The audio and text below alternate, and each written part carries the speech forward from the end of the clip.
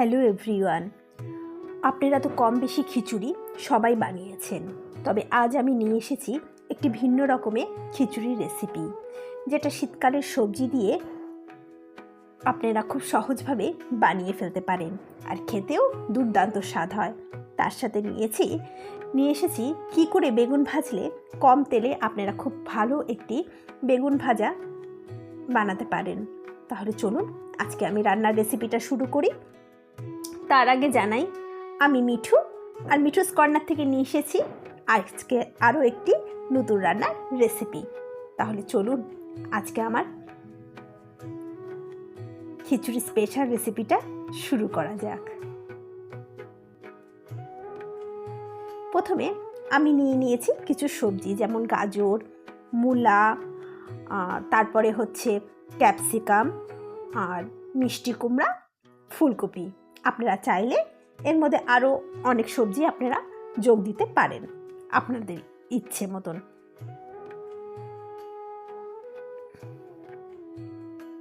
এবার আমি সবজিগুলোকে খুব কেটে নিয়ে ভালো করে ধুয়ে নিয়েছি। মিষ্টি কুমড়াটা একটু বড় বড় সাইজে রেখেছি, আর কোয়াশ, মূলা এগুলোকে একটু ছোট ছোট সাইজে রেখেছি, কারণ এগুলো সিদ্ধ হতে একটু টাইম লাগে। সাথে আমি একটু গাজরও কেটে দিয়েছি, আর আলাদাভাবে টমেটো, কাঁচা লঙ্কা আর আদা ছুলে রেখেছি। আর এদিকে ফুলকপিগুলো কেটে রেখেছি। এর মধ্যে একটু গরম জল আর একটু নুন দিয়ে আমি ঢেকে রাখবো, যাতে যদি কোনো পোকামাকড় থাকে তাহলে কফির থেকে বেরিয়ে যাবে। এবার আমি চাল নিয়ে দিচ্ছি। আমি নিয়ে নিয়েছি গোবিন্দভাগ চাল, আর আপনারা চাইলে যে কোনো চালই নিতে পারেন।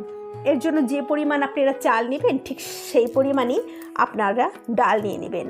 আমি এখানে মুগের ডাল নিচ্ছি, আপনারা চাইলে মুসুর ডাল, মুগের ডাল একসাথে মিশিয়েও নিতে পারেন। আমি প্রায় 300 গ্রামের মতো চাল ডাল মিলে নিয়েছি, মানে 150 গ্রাম চাল নিয়েছি, 150 গ্রাম ডাল নিয়েছি, নিয়ে একসাথে মিশিয়ে নিচ্ছি। এবার চাল আর ডালটাকে জল দিয়ে আমি ভালো করে ধুয়ে নিব, পরিষ্কার করে ধুয়ে নিব।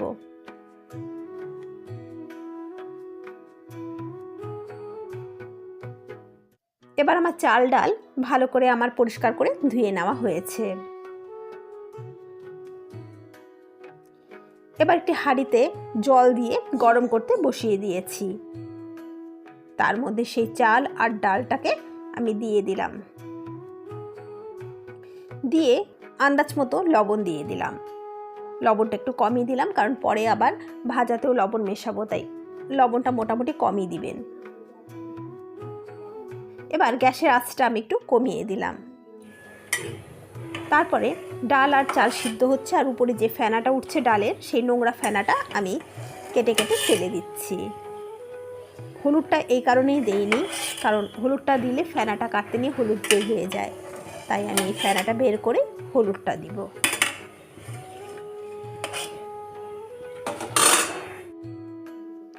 এবার একটি কড়াইতে সামান্য তেল দিব, বেশি তেল না, অল্প পরিমাণে তেল নিয়ে ফার্স্টে আমি মূলাগুলো দিয়ে দিচ্ছি। তারপরে দিয়ে দিব এর মধ্যে কোয়াশ, মানে যেই সবজিগুলো একটু সেদ্ধ হতে টাইম লাগে সেই সবজিগুলোকেই আমি আগে দিয়ে দিচ্ছি। তারপরে গাজর দিয়ে দিলাম,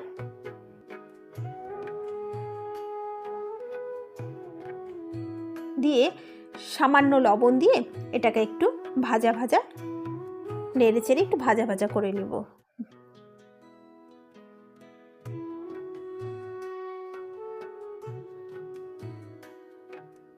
তার মধ্যে সামান্য হলুদের গুঁড়ো দিয়ে দিলাম।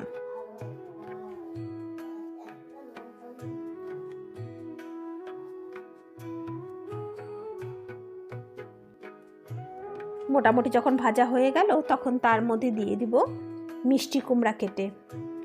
মিষ্টি কুমড়াগুলো শেষে পরে দিচ্ছি, কারণ মিষ্টি কুমড়া খুব তাড়াতাড়ি সিদ্ধ হয়ে যায় আর গলে যায়, তাই মিষ্টি কুমড়াটা আমি শেষের দিকে দিচ্ছি। আর সবার শেষে এর মধ্যে ফুলকপি দিব।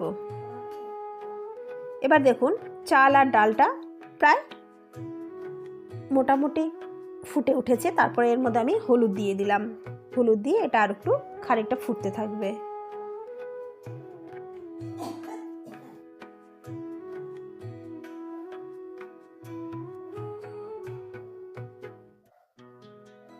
এরপরে এর মধ্যে আমি দিয়ে দিলাম ফুলকপিগুলো। এই সব সবজি মোটামুটি আপনাকে 80% আপনাকে ভাজতে হবে, মানে পুরো যাতে সিদ্ধ না হয়ে যায় সেইভাবে ভাজতে হবে। আর এদিকে মিক্সার জারে আমি একটু টমেটো, আদা আর কাঁচা লঙ্কা দিয়ে পেস্ট করে নেব। আর ঝালটা আপনারা যেরকম খাবেন সেই হিসেবেই কাঁচা লঙ্কা দিবেন, যে যেমন ঝাল খান সেই হিসেবেই ঝালটা দিবেন। এই খিচুড়িতে তেমনি মশলা লাগে না। যাই হোক, এবার আমার টমেটো, আদা, কাঁচা লঙ্কাটা পেস্ট হয়ে গেল। এবার দেখুন খিচুড়ির চাল আর ডাল প্রায় 80% সেদ্ধ হয়ে গেছে। এদিকে আমার সবজিগুলো ভাজা মোটামুটি ওই 80%ই সেদ্ধ হয়ে গেছে। এবার সবজিগুলোকে আমি এই চাল ডাল যেখানে সিদ্ধ হচ্ছে সেই হাঁড়ির মধ্যে দিয়ে দিব। এভাবে করলে সবজিগুলো বেশি শুদ্ধ হবে না এবং গোটা গোটাই থাকবে, কোনোভাবে গলে যাবে না। আপনারা এভাবে খিচুড়ি বাড়িতে একবার হলেও ট্রাই করবেন, দেখবেন কেমন সুস্বাদু হয়। আর যারা রান্না করবেন এবং যারা খাবেন তারা এই খিচুড়ির প্রেমে পড়ে যাবেন, আমি কথা দিচ্ছি। দারুণ স্বাদ হয় খেতে।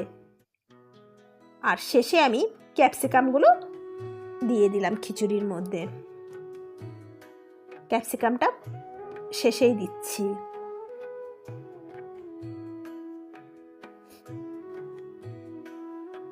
দেখুন আমার খিচুড়ির চাল ডাল কিন্তু প্রায় মোটামুটি সিদ্ধ হয়ে আসছে, আর একটু ফুটে উঠুক। এবার আমি আরেকটা কড়াইয়ের মধ্যে তেল দিলাম, দিয়ে সেই কড়াটার মধ্যেই কিন্তু তেল দিয়ে তার মধ্যে একটু জিরা সম্বার দিয়ে দিলাম, সাদা জিরা।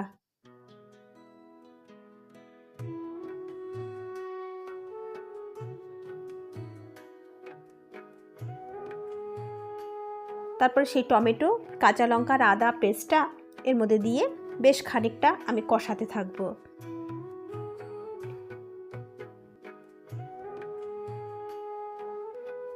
আর সামান্য লবণ দিব, লবণটা কিন্তু সামান্য সামান্য করেই দিব। একবারে বেশি লবণ দিয়ে দিলে আবার লবণ বেশি হয়ে যাবে। আর শেষে লবণটা একটু টেস্ট করে লাগলে পরে আর একটু দিয়ে দিবেন।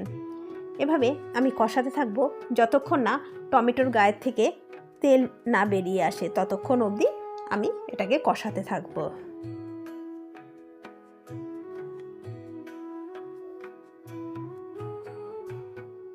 দেখুন মোটামুটি ভালোই কষানো হয়ে গেছে।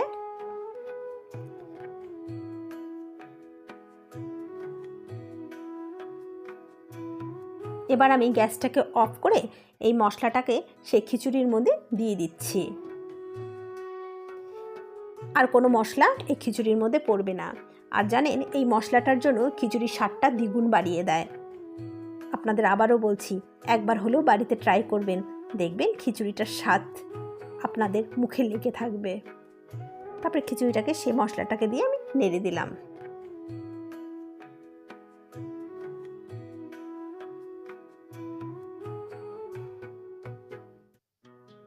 দেখুন প্রত্যেকটা সবজি গোটা গোটা আছে, কোনো সবজি কিন্তু ভেঙে যায়নি। এবার কড়াইতে আমি ঘি দিয়ে দিলাম। আর যেটা সবথেকে বড় ইম্পর্টেন্ট, এটাই হলো সেই পার্ট। আর এটা কিন্তু কখনোই স্কিপ করবেন না, এটাতেই খিচুড়ির স্বাদটাকে আরও 10 গুণ বাড়িয়ে তোলে।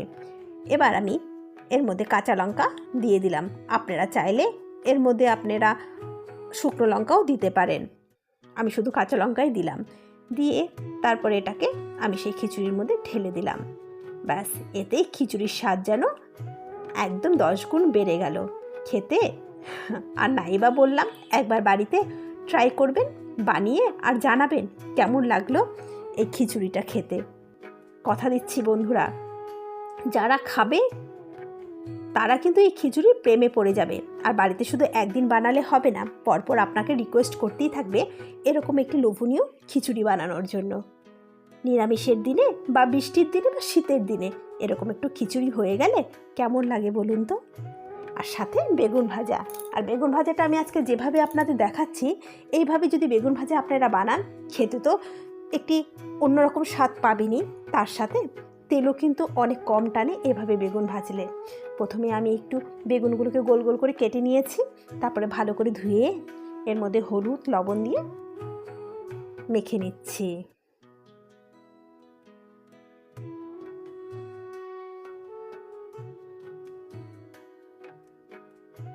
তারপর সামান্য চিনিও দিয়ে দিলাম। এবার মেখে এটাকে একটু ঢেকে রাখবো।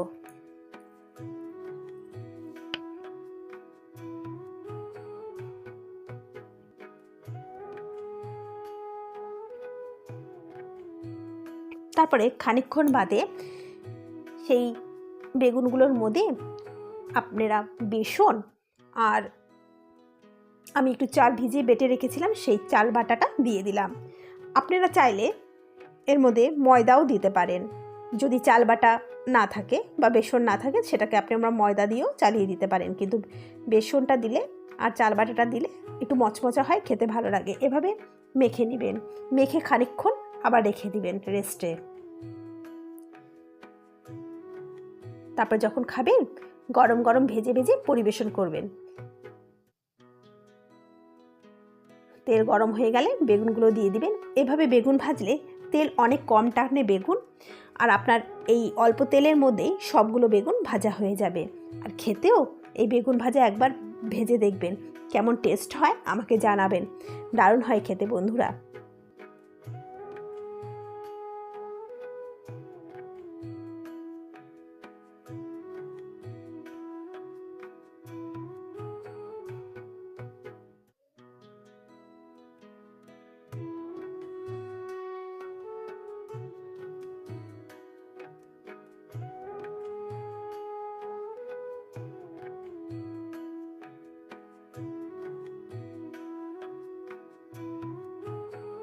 তারপর এই পিঠ ও পিঠ করে বেগুনগুলো আমার ভাজা হয়ে গেল।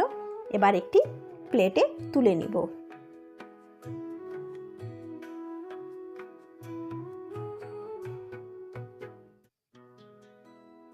তারপরে গরম গরম খিচুড়ির সাথে এই বেগুন ভাজা পরিবেশন করব। সত্যি বন্ধুরা, খিচুড়িটা হয়েছে কিন্তু হ্যাবক খেতে। তাহলে আপনারা বাড়িতে অবশ্যই ট্রাই করবেন আর আমাকে জানাবেন আজকের রেসিপি আপনাদের কেমন লাগলো। যদি ভালো লেগে থাকে তাহলে একটি লাইক করে দিবেন, আর অবশ্যই কমেন্ট করে জানাবেন আপনাদের এই রেসিপিটা কেমন লাগলো। তাহলে বন্ধুরা আজ চলি, খুব শীঘ্রই আবার দেখা হবে। আর যারা আমার নতুন বন্ধু তারা চ্যানেলটাকে একটু সাবস্ক্রাইব দিয়ে দিও। তাহলে চলি, আপনারা ভালো থাকবেন, সুস্থ থাকবেন। নমস্কার।